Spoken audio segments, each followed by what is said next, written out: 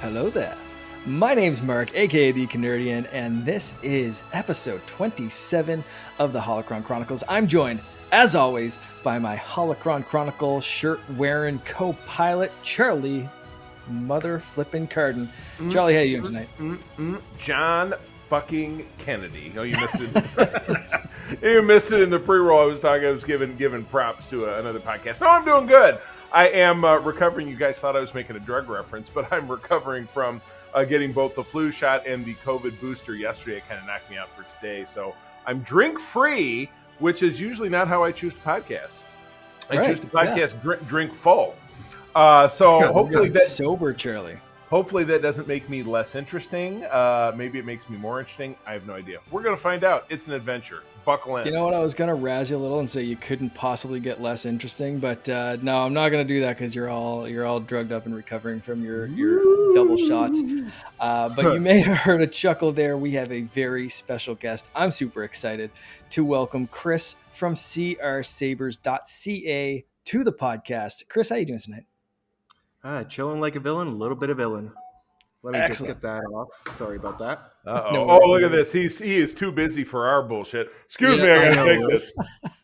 Time is money, people. I mean, it's hard taking over a galaxy. Do you know how much a Star Destroyer costs nowadays?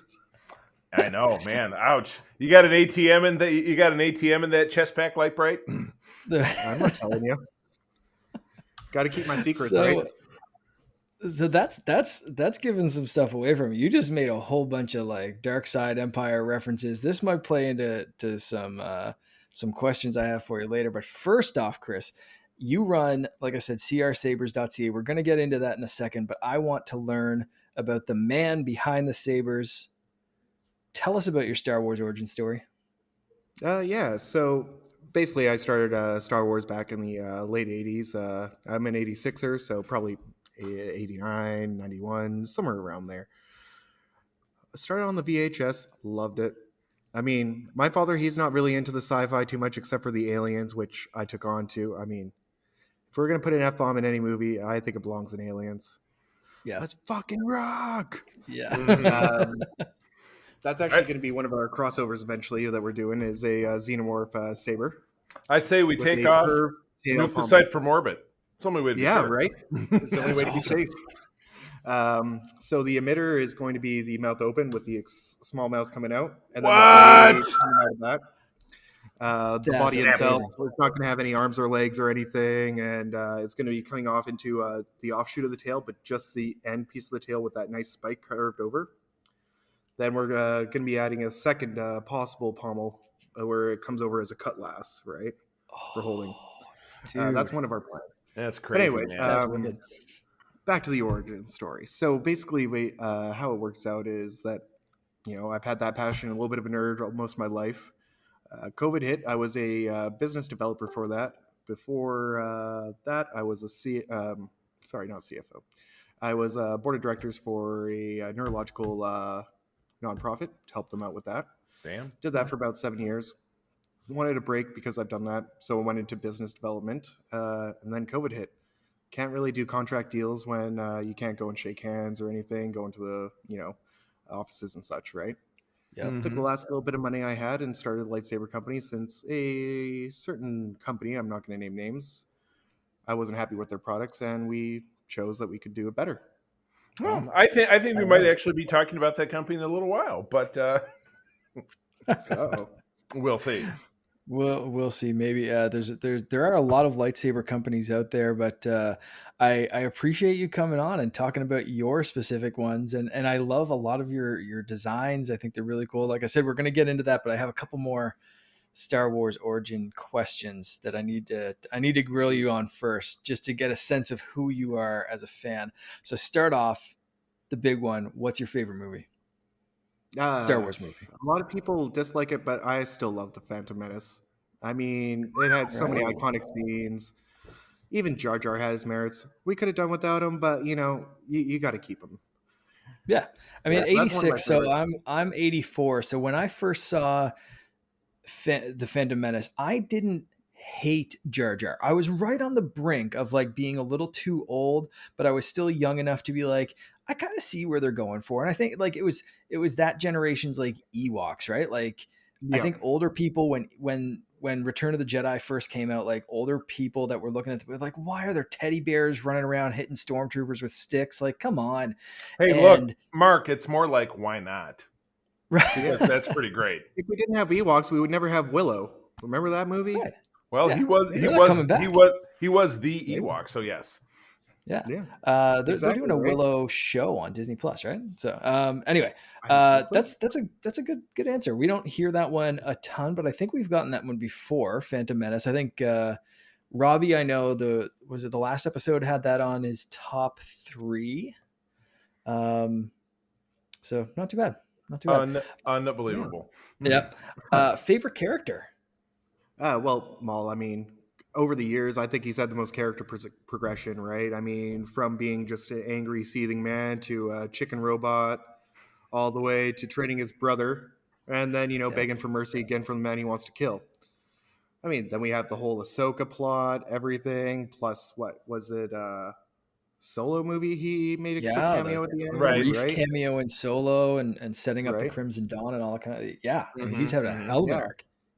So, like, I mean, I don't know how many other characters have done so much with so little screen time.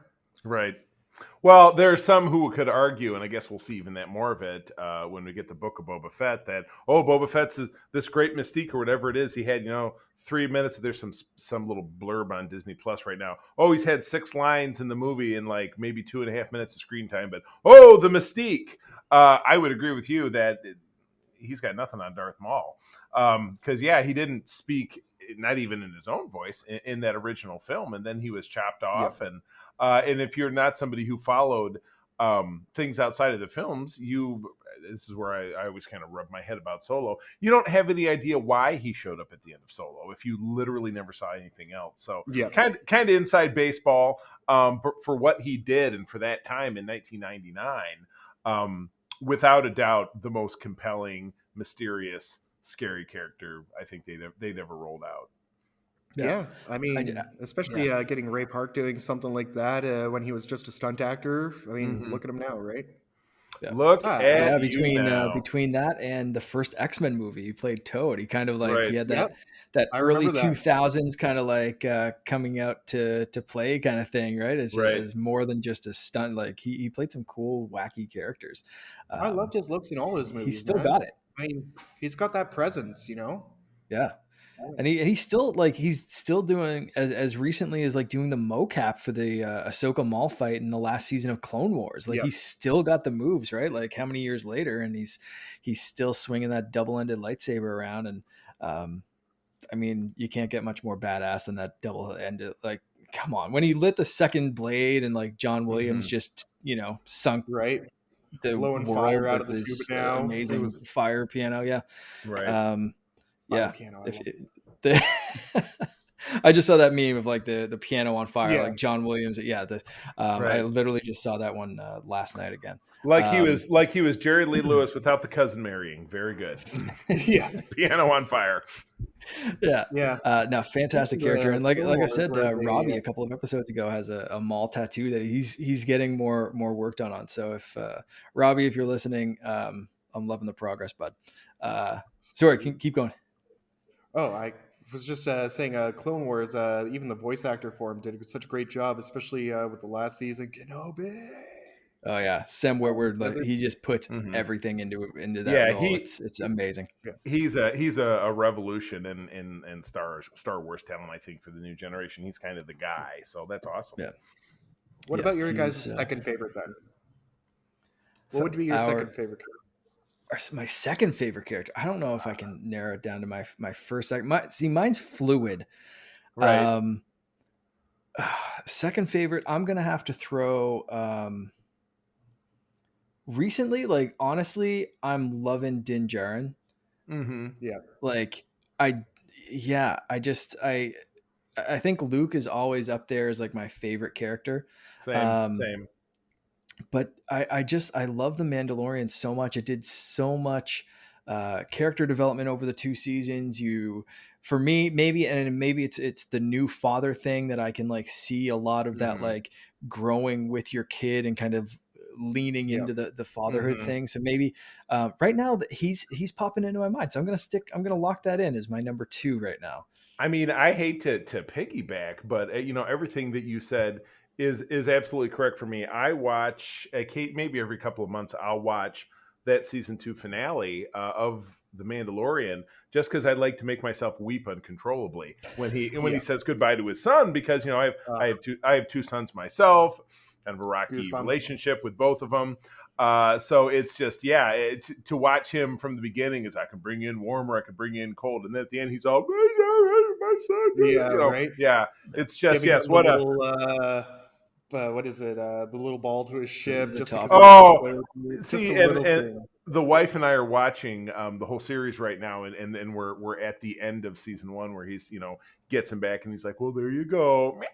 He's just very happy. It's just like it's irresistible. I'm doing the same thing. I'm doing the same. I'm on season 1 of the second or episode 1 of the second season, so we're really close to we didn't plan that either. Yeah, we're about to hit 7 and 8, and I don't know if we'll have time to watch another by the time we wrap up. So let's pick this up so I can get another episode before bedtime. Come on. Okay, last question. You started off mentioning the Empire a couple of times, but your choices so far, I'm kind of, I don't know where you're going to go with this. Light side or dark side? Which do you lean? My favorite characters are dark. I mean, my second that I was going to say was going to be Grievous. Okay. But he's not even light or dark side. He's just a part of the Separatists. He's just there. But I love the light side character, or light side myself, but always the dark characters draw me. I mean, they're a lot more organic, right? They have a lot more human emotion as opposed to throwing it all aside, right? Which allows you to sympathize a little bit more or understand their motivations, right? Mm-hmm. Yeah. Yep. I said it a few episodes ago. I think it's good to it's more fun to watch a great villain. It's because they can do so much with the character, and when you get a villain that you can understand their motivations, or like you said, you can understand that human side of them and understand what they're doing and how they're getting there. But they get to play in that fun dark zone, so they're more fun to watch. That's makes for great characters. Than a villain though is seeing a hero fall. Right? I don't think we've had enough of that in Star Wars yet. It seems like we're going to talk a little bit about that tonight, as a matter of fact. A hero falls. Maybe. But first, I want to hear about making lightsabers. So you mentioned a little bit about you kind of like just got into it by saying like, oh, we can do that better. But like, how do you go from like, I think I could make a better product to like actually freaking producing real lightsabers that people can buy? Like there's got to be something in your brain that just like, cause like, I think everyone looks at something and I can look at my little Hasbro saber here that I got like 15 years ago and say like, I think I could do better, but like, I wouldn't know the first place to start. So like, tell us about making lightsabers. Yeah. Well, I specifically don't make them myself. I have a manufacturer that does it. I use LGT, which is the world's largest lightsaber manufacturer right now. They have a pretty well system in place with a great product that, is at a great price, right? And that's where we went from it. I'm more of the artistic side with it, right? Like in ideas. I work with some local artists, local being Canadian. I've actually known him for over 20 years, and he's in Alberta right now. So we do a lot of coordination with that. We have about 6 designs that we're making of our own that I was saying earlier, but we put all of those on hold for the Xenomorph that crossover. We really want the first hilt that we release to be a big splash. Until then, we've been actually piggybacking off of our manufacturer's designs. Have a lot of great ones behind us, but unfortunately my desk area has me set up so it's... Whoa. Oh no. I know, gravity is an run unforgiving off mystery. Yeah. Well, if people want to find and see all your great designs, because you do have some amazing designs, it's CRSabers.ca, and I'm again so happy to have a Canadian site on the show, which is awesome. I'm CRSabers.ca. outnumbered. Well, I live in Michigan. It's practically Canada, so yeah, it's close enough. Close enough. Honorary title. Oh boy. And you also, okay, so you're in the store you just mentioned there. So tell us a bit about the store and the grand opening that you guys just had. Yeah, so we've been mostly an online business for the last year and a little bit, but seeing how much growth has been happening and starting to become one of the leaders in Canada, we thought a dojo would be the next step, which. Bang, bang, bang. That is so awesome. whole- If for anyone not What? watching the video version, you have to check it out for a second. He just spun around and showed like a full Right. ass training dojo for Yeah, lightsabers. It's and the since whole that damn was thing. already in the works, I thought, why not get the storefront going together, right? So we did a little bit of the investment with that. We just moved out to Chilliwack back in September, and just things flew along. One of my customers is actually a martial artist, and we have another one possibly coming on board that was internationally ranked top 10 for kendo and was on the British kendo team before. Wow. So if he joins us, that's going to be really crazy. And it was just really spur of the moment. I'm a little bit of a loose cannon, as I was saying earlier. So I just do things first before I think of them. I had no plan for the store. It just one piece at a time. It all came together like this, right? Crazy. That's awesome. So I'm. That's exactly what I am. Very crazy. I'm definitely not a sane one, and the wife she probably wishes she knew that beforehand, right? I think you need a little bit of that in business because if you second guess yourself, you're going to talk yourself out of a business decision because all businesses are crazy until they succeed. Yep. And you have to have a little bit of that like unhinged, I'm just going to do this and let the chips fall where they may kind of mentality. And I love that you just kind of lean into it. That is so awesome. That's exactly just how it went down, right? I saw that there was very little support in Canada for it. I myself wanting to buy one after having the poor experience that I had. Just literally created that need. I saw a need. I saw that no one had it. And if it worked out, it worked out. But if it didn't, I mean, there was not too much of a loss. Well, I guess there's always a big loss, but YOLO. Yellow. I love it. I love it. So I don't know if you can talk too much about your designs yet, aside from the one that you have, or where you're leaning towards. But let's go back and talk about some canon, some actual Star Wars character lightsabers, and which one's your favorite? Well, we have a few that actually just came in today that's not on the store. We got the second half of Revan, the spiky boy. Ooh, sweet. Okay. Spiky boy. She's all wrapped up right now, but Oh man, that's cool. a little bit awkward to That hold, is but so you always cool. have to have Yeah, the I was just set, gonna right? say, how's that Heavy. one to actually swing around in the dojo? Like that must be a little awkward, but like it's so badass to look at. Yeah, I think it's more of a shelf queen, but you definitely could use it for dueling. These just came in today are fulcrums. Ooh, Yeah. very nice. The old school Obi-Wan. Oh, Yep. very nice. Wait, Very one more, nice. sorry. Charlie, while he's grabbing that, what's your Obi-Wan favorite lightsaber episode design? 1. Oh, episode 1, Obi-Wan. There we go. I am super generic. I don't have like, oh well, my thing really favorite is the thing from Kotar and this and that. I just love the classic through the ages Anakin Luke Ray. I love that blade. Right. I own a couple. I have a resin one that hangs from the belt. I'm a cosplayer, by the way. And then I do have a Hasbro one. I know I roll. which I use, and I've not cosplayed as Luke in a long time, so I would love to get back to it. But yeah, I had my sights on Luke's kind of post Empire Strikes Back look, which he actually acquired a Temple Guard yellow blade lightsaber, and when I was serious about that about a year ago, I was trying to figure out where I could get one, and now we meet. I have one more I want to show you guys now, just because you said Temple Guard. All right. Okay. I'll be right back in 2 seconds. Yep, no problem. I'm gonna while he's going to grab that. I do have to agree. Now that I have it tattooed on myself, the Skywalker Saber for sure is classic, but you can't argue with it. And he's bringing out a lightsaber pike right now. Oh, shit! My God, That is awesome. That's a whole lot of stabby.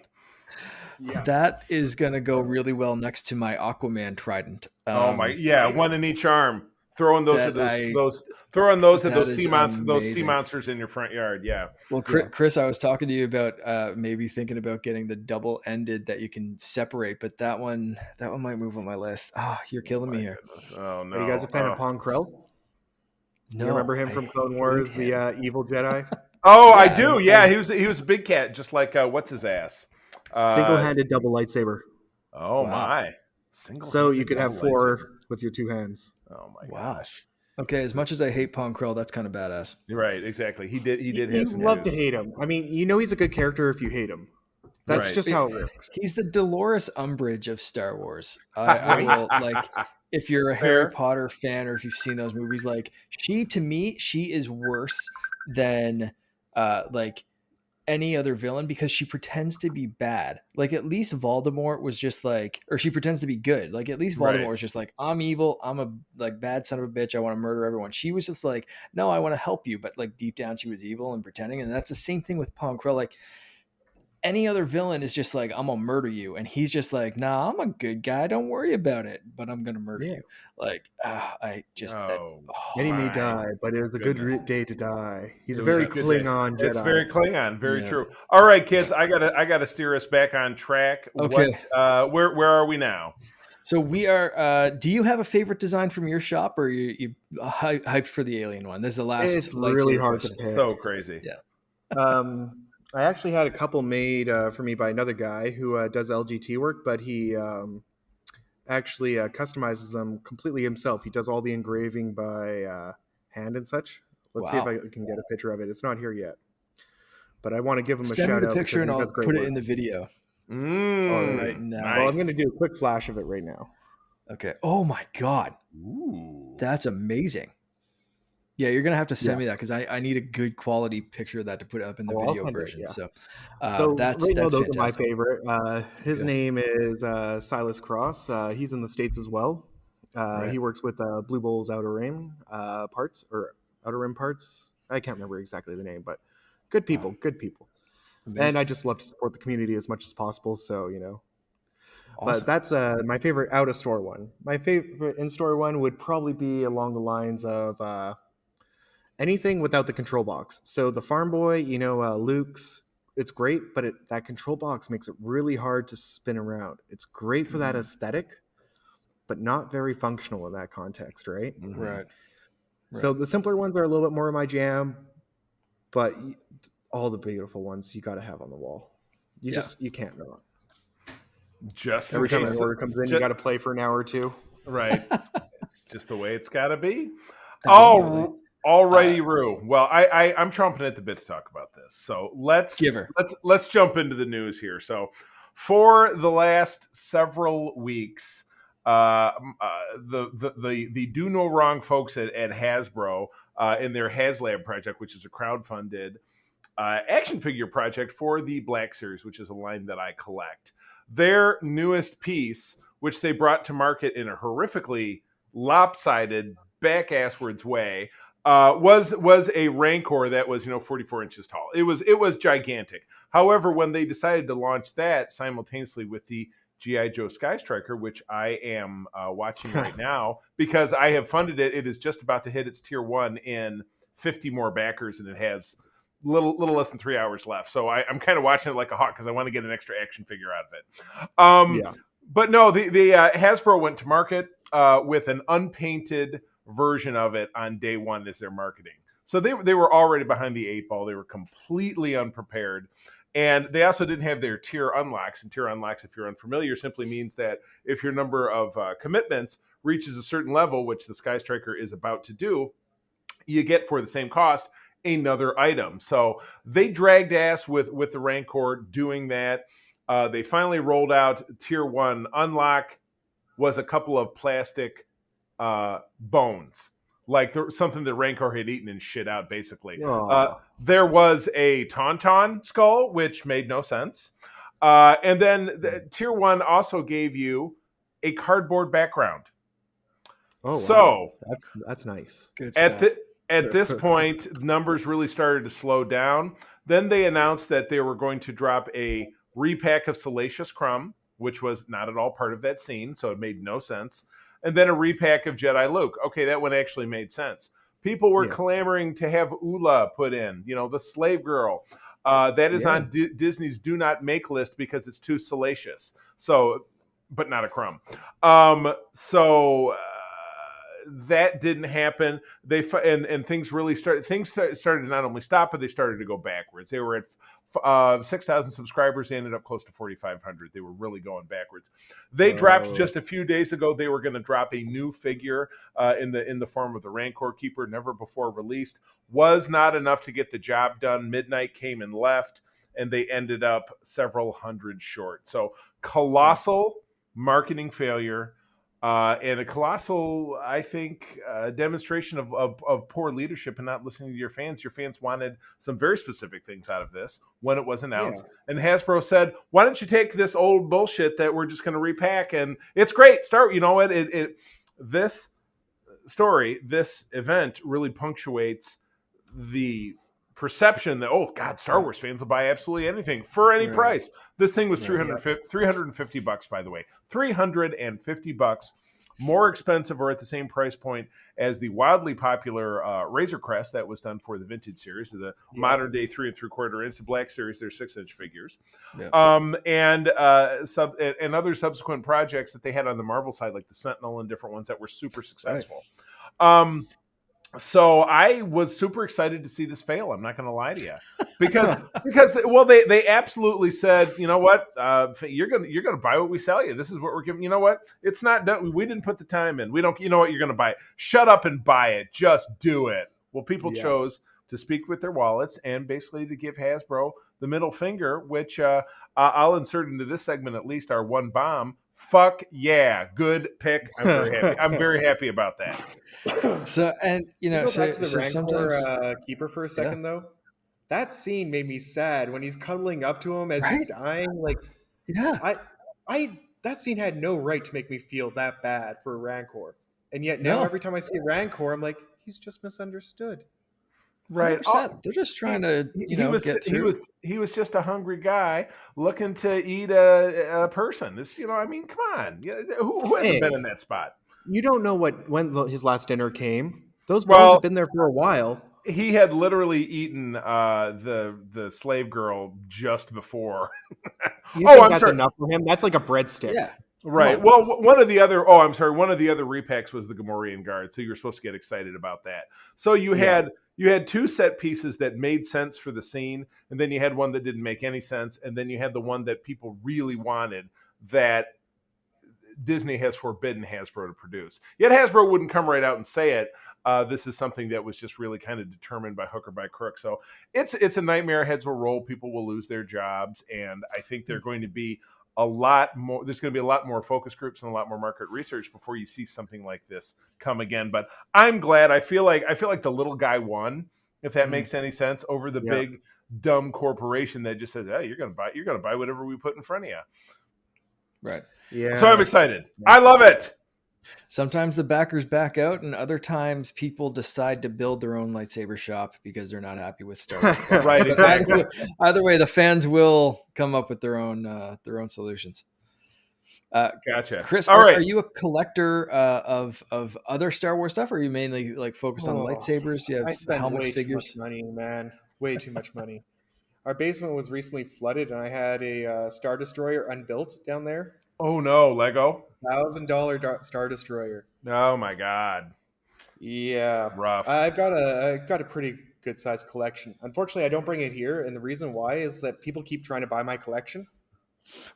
Not for sale. They see it in a store, they think it's for sale. People see something in a business, they think everything's for sale. Yeah, exactly. Yeah, right. And so after a couple of those conversations, like maybe I'll bring it all back home. Maybe so.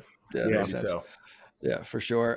The next story, this one's been on our list for to talk about for a couple of weeks, and it's up and down. Will they? Won't they? Who knows what's going on? But Rogue Squadron may not be as dead as we think it is. Charlie, you have been especially excited for this one. Yes. So I want your thoughts. But basically, Patty Jenkins dropped out of the Cleopatra movie. She is now focusing her attention to Wonder Woman 3 and Star Wars Rogue Squadron. I have still not seen Wonder Woman 2. I've heard very mixed things. I will tell you that the subtitle of Wonder Woman 3 is likely to be "There's Nowhere to Go But Up," because it was dreadful. We all sat there on Christmas. We all sat there on Christmas Day, and my favorite meme of it was someone saying, Wonder Woman 2 was so bad it would have made people get up and leave the theaters, or it did, just because, COVID. I don't know where we were with letting people back in. And a comment below said, Wonder Woman 2 was so bad I got up and left my house. Which I just love. It was abysmal, and I wanted it to be great. The first film was great. I like Patty Jenkins as a talent. I don't know where they went wrong with that. But yeah, Mark, you and I, thinking about the Rogue Squadron and the X-Wing stuff, that's my jam. I mean, you see the helmet here, and the helmet is actually a showpiece for an OC that I do in cosplay, who he happens to be a Rebel pilot who's a colonel. He commands a flight squadron on a Mon Calamari cruiser. I changed his name recently. I'm gonna blow up his name. So anyway, I won't tell you. I have an outfit for him. My next project for him is to get him a more traditional, jumpsuit. I have my cosplay partner Miranda. I made her my XO, and she picked the character name, and I helped her build an outfit. So I love the X-Wing stuff. I love the rank and file normal people that you see in Star Wars who are out doing stuff. That's really a gem of mine. So to have a film that's based around that, and then and I think we were really griping about this on SFU when Todd and I were talking about it. Mark, when you and I were very new doing the show, they had that slate announced 9 shows, and 2 of them are dead. One of which is the Rangers of the New Republic. Where they said, well, we didn't have scripts written anyway, so it's good. We're like, well, why the hell did you announce it? You don't have anything going on. What kind of back-asswards bullshit is that? Not that I have strong feelings about it. I'm one of the guys that likes to put the cart before the horse, so I can see where they're coming from. Right. Yeah. Mm-hmm. Gauge fan interest, and then see what they say, then start building the story around what they're wanting, right? Sure, they basically did the same thing with Sonic. They throw out something that looks bad, and they know that everybody's going to complain, right? So they make the improvements after, so people can't complain about it and say, "Well, at least they listened." Yeah, and now you have Idris Elba voicing Knuckles. So what the hell? And actually, the voice actor for Tails. From the cartoon, I believe, is actually coming back to voice the live action show that was just announced today. So some Sonic the Hedgehog news. But let's get back. Patty Jenkins. Beautiful continuity. Good stuff. Yeah. So this is great. I like Patty Jenkins as a talent. It says that it was initially slated to launch production early next year. But the commitment for Wonder Woman 3 have pushed it back. So it doesn't know. We don't know necessarily when that would be, but definitely thinking 2023 or later. But when it comes to these variable dates of, oh God, when are we ever going to see it? God willing, we'll all still be here, so it'll be fine. I'm not gonna be like, oh, my life won't be complete until I see this movie. It's not like it's not the Itchy and Scratchy movie. You know what I mean? Oh yes, tier 1 unlocked for the Sky Striker. So good deal. Sweet. So now I need another 3,000 in the next 2 hours and 45 minutes. So guys, get to clicking. I need you each to buy 1,500. See what you can do. Yeah, but no, this. No, that's great. I'm happy for you. Yeah, good. All right, I'll stop now. So, okay, Chris, where's Rogue Squadron fit in your excitement level? You pumped? Honestly, this is the first time I heard about it. I was going to ask, is it going to be a show or with the grand opening, everything? I've been so busy. This is the only movie on the movie slate. It's the only thing, and then it was announced to be dead a few weeks ago. Yeah. So and it's focusing, from what we know so far, she's focusing it, and this is why we were so excited, is because she's focusing it on an X-Wing squadron, and she's building it around basically like stories from her dad, who was a World War, I think, II vet, who flew fighter planes, and she grew up around Air Force bases and talking to all these pilots who hung out with her dad and all that kind of stuff. So it's a very personal story for her, kind of building it around these personal stories of her dad and his team and all that kind of stuff, that bringing it into the world of Star Wars. So to Charlie and I, that's been very exciting because like you kind of said about the villains, it's cool to see this fantastical stuff in Star Wars, but it's a little bit more interesting when we get the human side of it and see that fallible side that's, that gives us more interesting character development. So Rogue Squadron kind of seemed to be, and not only because it's the only film that's been announced for the next few years, but it kind of seems like it might be a little bit more grounded than like space wizards and laser swords and stuff like that. And not that, I mean, I love lightsabers and obviously you do too. And that stuff's fun, but like I'm partial. this could be a fun diversion. Right. So, so hopefully we'll hear more about that soon. And they need to make an Empire side of that at the exact parallel time. Because, like, think about on one Star Destroyer, there's got to be at least 500,000 stories going on at once, right? Mm-hmm. Right, exactly. We need a radar technician movie too. Yeah. Yeah, right. I kind of loved that about, I don't know if you're a big video game fan, but Star Wars Squadrons. If you played that, you played as both back in the old days, but like there's a newer game that you actually like for Xbox One, PlayStation 4, and it plays on the newer systems as well. That centers around the same thing, and you flip between Empire and Rebel and fly all of the different things, and it's a really good game, but cool story as well. And you see both sides. Yeah. It's good. Okay, I think that's it for the news too. Cool. So let's get into really the reason why you're here, the reason the meat. The meat of this show, episode 3, Revenge of the Sith. For anyone tuning in for the first time, we've been doing a rewatch recap of all the movies, chronological order. This is the third one. And Revenge of the Sith, I think, for me, I think it's my favorite of the prequel trilogy. Just because I'm a sucker for that big action stuff. God. This starts off with a fantastic kind of space battle that then leads directly into two Jedi. Literally, one of them flips out of his fighter and just starts chopping stuff up, and like it just goes.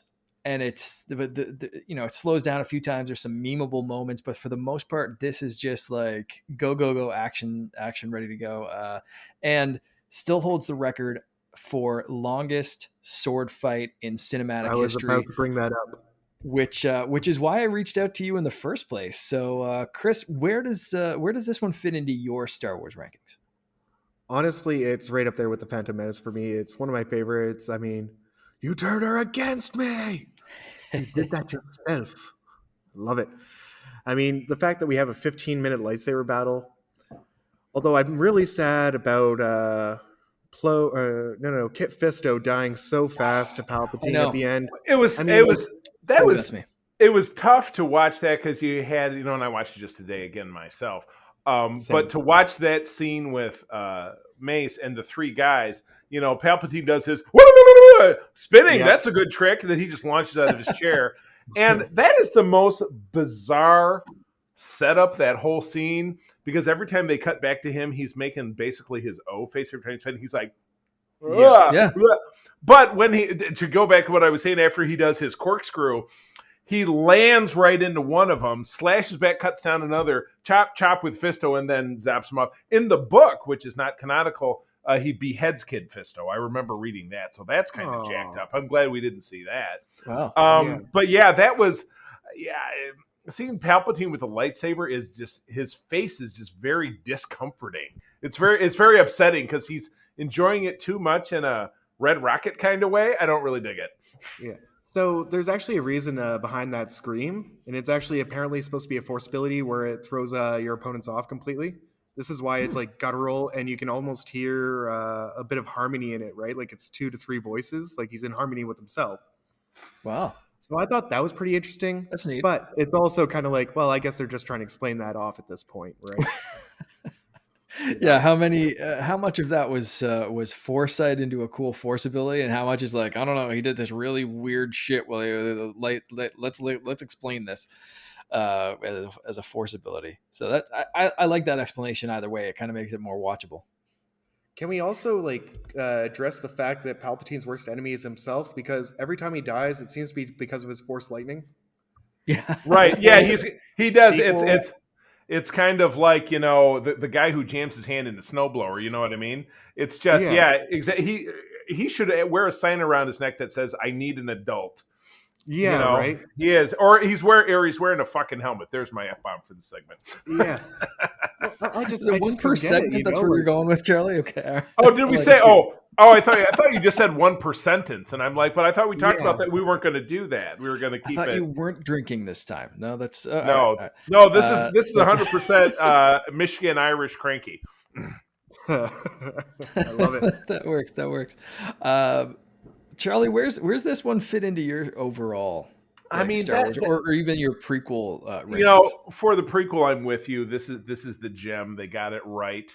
And I think I said to both of you guys today, the last 30 minutes of this film makes the previous two films worth it. But that is really selling short the first 30 minutes of this film, because that space battle, just that the drums of war, which really obviously takes me back to Ron D. Moore's Battlestar Galactica, filmed in British Columbia, by the way. Mwah! Yep. God, that is to me the finest sci-fi show after Star Trek, because I'm a Star Trek guy. If you can't tell, I do a show ever made. But the drums of war segueing into those Jedi fighters careening into this miles and miles of cross-patching ships blowing each other up. Star Wars, to me, had never done anything so great until that point. And then people started talking. Then we were fucked. That's number 2. But yeah, that last 30 minutes and the struggle and the I have the high ground and all that still does not hold up to that first 30 minutes. That was, my God, it was spectacular. Absolutely spectacular. It's everything Star Wars should be. I think even Oxtra said in our last recording, because we talked about Star Wars, it's not called Land Wars. Why is there so much shit going on the land? We should be in space where we're blowing things up and having a war. So that first 30 minutes, that segment really delivered. So it's still my favorite within that. I think that covered my next question, which was going to be like some of your favorite scenes. So Charlie, we just heard from yours. Chris, anything stand out to you for favorite scenes?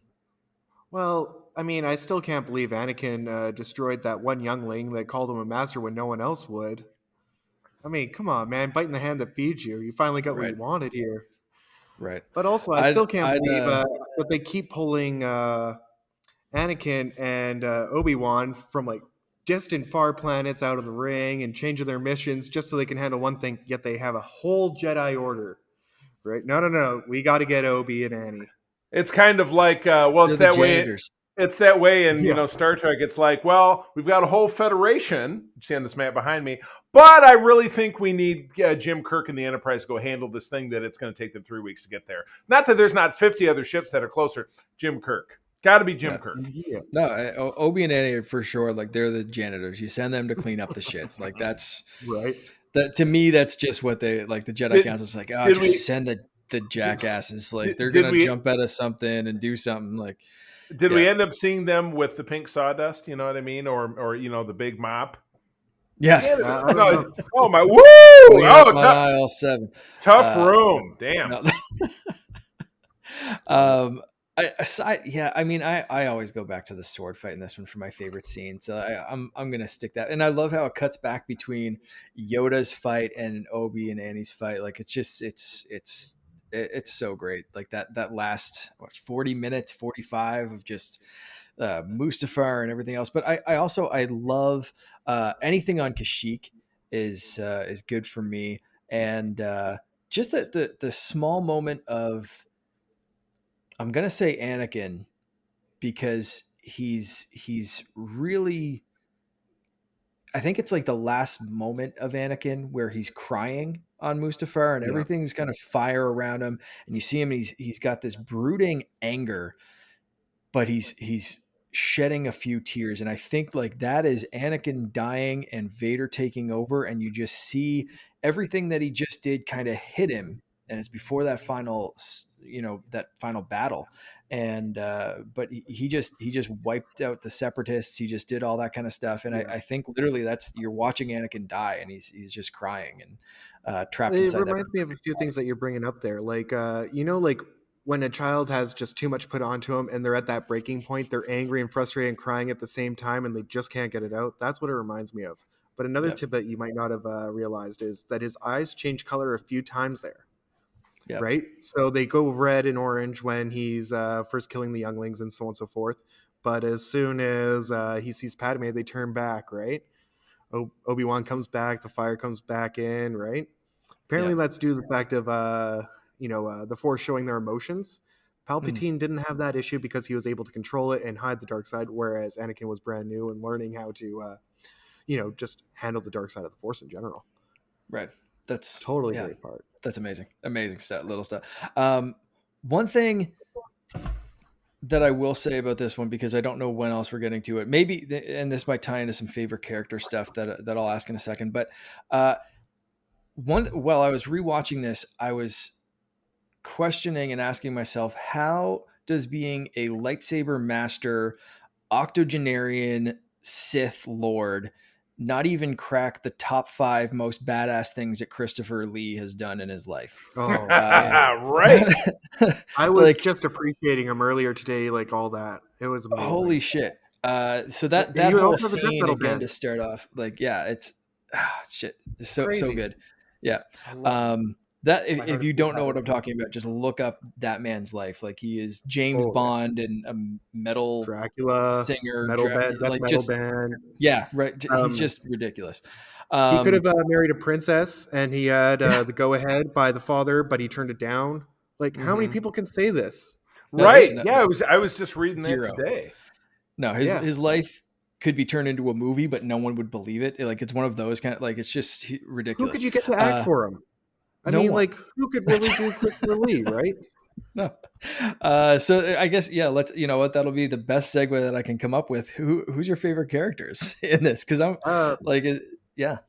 Still Maul. I mean, Din, because I'm a new father myself. I have a 2-year-old and a second one coming, a little boy on the way in March. Hey, so, congrats. I mean, like, having that, like, heartstrings that you were talking about earlier, as a 220-pound man, I cry quite a bit because of that stuff. It's crying, you're crying, shut up. Yeah. In this movie particularly, any favorites that stick out? Christopher Lee, Grievous. I mean, like, all the characters were so fleshed out. I mean, a lot of people give hate on the prequels and stuff like that, but it was just the new thing to hate, right? So now that the sequels are come out, everybody loves the prequels. Right. Have you noticed the paradigm shift? Right? I did. Yeah. And I noticed when that was happening on Twitter, and it was just like, wait, we're liking the prequels now? Yeah. When did this happen? This is awesome. Yeah. Right? I can get on board with that. Charlie, meanwhile, I've favorite been characters in this one? Prequel flags the whole time, right? I mean, the only person who seemed to really keep his head on a swivel during this film was Obi-Wan. You know what I mean? He seemed to have direction. He seemed to have purpose. He largely maintained his approach without undue emotion. You could really tell that he was broken apart by Anakin's betrayal. You could tell that he was really torn up by what was going on at the end of the film, but he still kind of did what he needed to do, even though Yoda had to kind of poke him with a stick. No pun intended, to get him to get out there and kind of do what he had to do. So I like Obi-Wan's journey more than I do really that of any other character in this film. I mean, Padme was useless in this film. Anakin was childish and foolish, so he was driving the bus. None of the other great actors like Samuel L. Jackson, could chew on the words that George was throwing them, but Obi-Wan managed to kind of keep the ball rolling, keep his eye on the ball, and make those tough decisions. I counter you with Dooku. Because for the 8 minutes that he was in the movie? Well, I mean, you have to think about the whole arc in general, right? Okay. I mean, we are segregating it to one movie, but he never really was Sith. He never had those evil eyes. He was a disillusioned Jedi that fell from the ranks, right? And it was more of a political and idealistic reason for leaving. right? He was unemotional. He did these things for a specific reason, knowing that Palpatine was a Sith Lord, and eventually he would have to overthrow him. All those changes that had to be changed because you can't be in power for 900 years and not become uncomplacent to the troubles around you, right? Like Yoda did. I'm going to say Dooku. All right. Interesting. All I like right. it. To Charlie's point, I think, Obi-Wan you really started to see him, sadly, a little bit too late, but become who he needed to be to guide Anakin. So this whole time we've been talking about from episode 1, Qui-Gon's death being the thing that eventually I think catalyst. kind of led to the catalyst of where Anakin ended up, because he needed a father figure. And exactly, as he says in this movie, you were my brother. I was your brother, right? Exactly. It's He raised they him were as brothers. It wasn't, you weren't, I was, you were my son, Anakin. It was, you were my brother. And he didn't need a brother, because as we saw in episode 2, they just kept egging each other on. It was like, I can jump out of a building. Well, I can jump out of a flying car. Well, I can do this. And it was like, in this one, we finally saw that it was one of them needed to take the step back, and one of them needed to be that calm, level-headed person. Sadly, it was too little too late, but we finally saw him start to become who he needed to be. So yeah, Charlie, I have to agree. This is kind of where we really saw Obi-Wan step up. Like I said, too little too late, but at least he kind of put Anakin in his place. Right. Didn't quite work out, because as he was leaving, Right. Palpatine was going to pick up his leftover barbecue, but that's, that, it is what it is, basically. So overall importance of this film to the overall Star Wars saga, how important do you guys think this one is? I'd probably at least give it an 8 to 9. I mean, Yeah, if we're going on a number scale. I mean, it does fulfill the direction of the Skywalker saga. It's that pivot piece where you go from it's war, but everything is, all the players are on the chessboard where they're supposed to be, to, now everything, now the chessboard is upended and we don't know what the F is going on.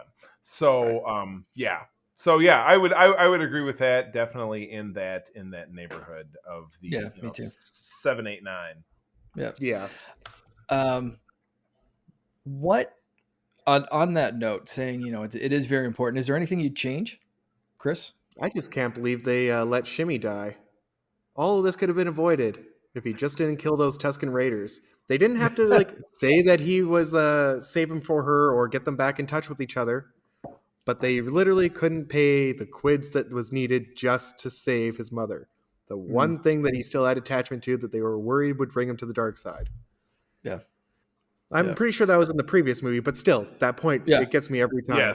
Yes, I hear you. Yeah. I hear you. We'll count it, because it was kind of that one catalyst moment. Aside from just like the general overall, like we said, with Obi-Wan and the guidance there, but I think that was like the one, like that's when we saw Vader, right? Yeah. And that kind of led into everything that kind of kept snowballing in this film. So good choice, Charlie. Anything about this movie you change? Without a doubt, having a screenplay for this would have been great, written by somebody who knows how to write screenplays. But they didn't have that. It's more scenery chewing, for the lack of. And I'll touch upon my somewhat glib answer to the next question, because one of the worst lines of dialogue was about one of the 5 or 6 exchanges between Anakin and Padme, where their attempt at maternal, or I would say marital small talk is absolutely horrendous. So a real honest to God screenwriter. The plot of it wasn't bad, but to have editing and pacing in a script written by somebody who actually does those kind of things probably could have helped a lot. Yeah. So Charlie, you've been counting your F-bombs this whole show. This movie is one of the rare PG-13 Star Wars movies. For anyone that doesn't know, PG-13 actually allows one F-bomb. Fellas, Charlie, maybe we'll start with you on this one. Where would you put the F-bomb in this movie? That's a tough one. There are so many great choices, but I thought to underscore the worst of the terrible dialogue, I would absolutely put an F-bomb in there where Anakin is talking again to Padme, and he says, "No, it's because I'm so fucking in love with you." That they sound like teenage surfers. You know what I mean? Yeah. On the during this rewatch, I have to pause there for a second because Anakin hesitated when Padme said she was pregnant, and I really want a blooper cut of just Hayden Christensen saying like, "But I've been gone for 10 months." But that anyway. So, Chris, where I would you love it. put the F bomb? I got a bad fucking feeling about this. I like it. I'd personally, I'd put it on the youngling when Anakin yeah. ignites his saber. Master Skywalker, is it? Bzz, fuck. Yeah. That's it. Just fade to black. That'd be it. Star wipe. That'd be it. Star wiping, and then all the kids are dead. So, speaking about dead, that's another thing that on this rewatch, we've heard so many things of people wanting Mace Windu to be the one that rescued Grogu, or Mace Windu to show up on one of these shows. Book of Boba Fett, there's a ton of things like fan art of an aged kind of Mace Windu showing up in the Book of Boba Fett. In your own personal headcanon, do you think Mace Windu is alive after getting electrocuted and thrown out a window? Because we've seen Jedi survive being electrocuted. We've seen Jedi survive bigger falls than that. Badass Mace Windu, alive or dead? Charlie. Ask me one more time. Do you think Mace Windu is alive or dead? In your own little headcanon, after this movie, do you think he survived? The Jedi do such unbelievable things that I think he's alive. Alrighty. I think it could have been one of these. He flew through a window of a skyscraper and lost his memory. And so maybe he spent the next 20 years as a homeless stumble bum on the streets of the lower levels of Coruscant. And maybe there's a story in there that he gets another bump on his head and his memory comes back. Could be. Maybe. Chris? Yep. Well, I mean, it could go either way. I mean, you've both probably seen that little CG fan film of him taking out the stormtroopers as an old man and blind to one eye. Mm-hmm. I like where that goes. But, I mean, with how often people do fall and they don't die, he's got to be alive. But why wouldn't Yoda or anybody else know about it? Why would he still be hiding? I mean, he was the guy that was able to beat Palpatine. If there was anybody that could come back from it, why has he been away for so long? Right. Where's his Sarlacc? He must have had to get out somehow. And where did he go? Right. And that's it. And maybe it is, we've obviously we've seen other Jedi masters cut themselves off from the Force. They're embarrassed. We saw Yoda take off and go into exile. We saw Luke do the same thing in the sequels. It could be that kind of thing of like, everything's done. He doesn't know where Yoda went. He thinks all the other Jedi are dead. He's gone into maybe hiding, plotting, planning. Maybe he is the one that rescued Grogu and some shit happens there, because we're not 100% sure what happens right in those years until Grogu is kind of rescued by Din. So something kind of went down, but right. So I like to think that Mace Windu's an alive, badass MFer running around with one arm and one eye and doing something under the scenes. But maybe we'll see. Mechanical hand. Yeah, exactly. I mean, we've seen crazier stuff. So overall, kind of like, how do you feel about this movie? I think we kind of touched on that. Chris, you said you gave it a number rating. What was your number? It was around rating? 8 or 9. 8 or 9. A few Charlie? things I don't get though is like Obi-Wan being like, you're supposed to bring balance to the Force, but we have a man that reduced thousands of Jedi down to 2 and rule it to a Sith. The Force is balanced. Yeah. Too good, too bad. Can't get much more balanced than that. Right. Exactly. Correct. Yeah. So I would, again, the advent of an actual script and a screenplay could have made this so much better. I will, but it hurted enough that I'm still going to kind of place it at like maybe a 6 or a 6.5. Star Wars did I a definitely lot. have rose-tinted glasses. Yeah, Star Wars did a lot better, but holy cow, did they do a whole lot worse. So, but certainly for this trilogy, they did actually bring it to its own conclusion of sorts. Mm-hmm. I can't remember what I rated the other ones in the prequel trilogy. So I'm kind of hesitant to give this one a number because it's my favorite one of the prequels. I'm gonna say this is probably around an 8 for me. I think I like I said, I'm a sucker for big dumb action pieces.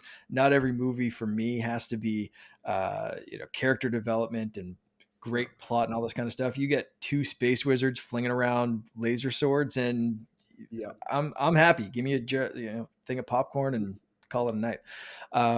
So that for me, like, this movie delivers in spades, and we see Yoda doing some more badassery. We see just some space battles and some other great set pieces and stuff.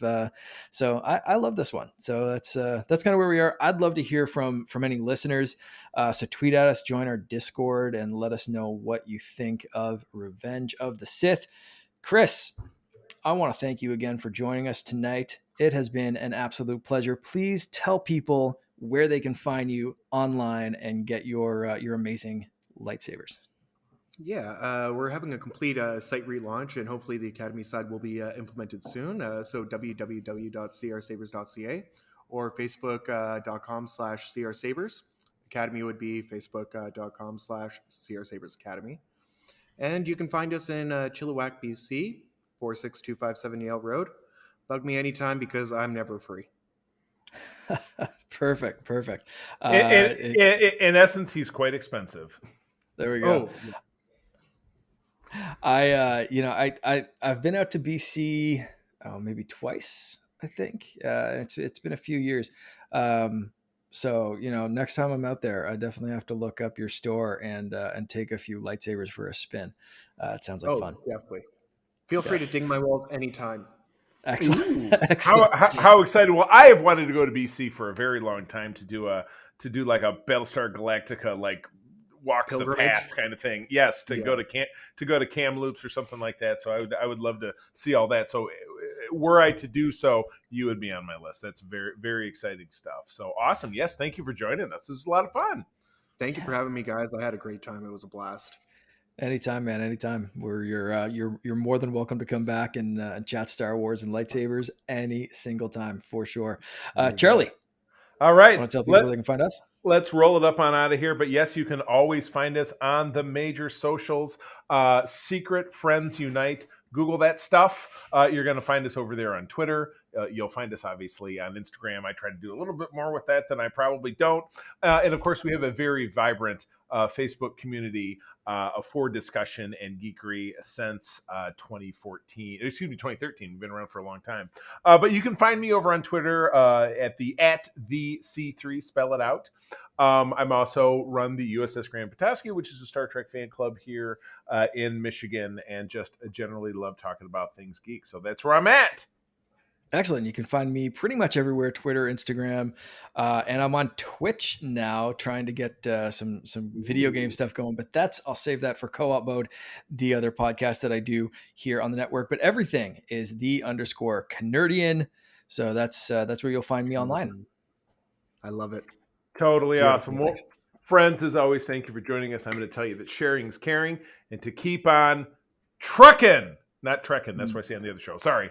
Exactly. May the force be with you. Rex, play us out. This podcast is part of the Secret Friends Unite podcasting network. Visit secretfriendsunite.com for more great shows, articles, news, reviews, and more. Secret Friends Unite podcasts are available on Apple, Google, Spotify, and other podcast services around the world. If you'd like to be part of the conversation, you can join us on Facebook or our new Discord server, or follow at Secret Friends U on Twitter. Please subscribe to Secret Friends Unite on YouTube and visit our merch store at tpublic.com. Just search Secret Friends Unite. Thanks for listening.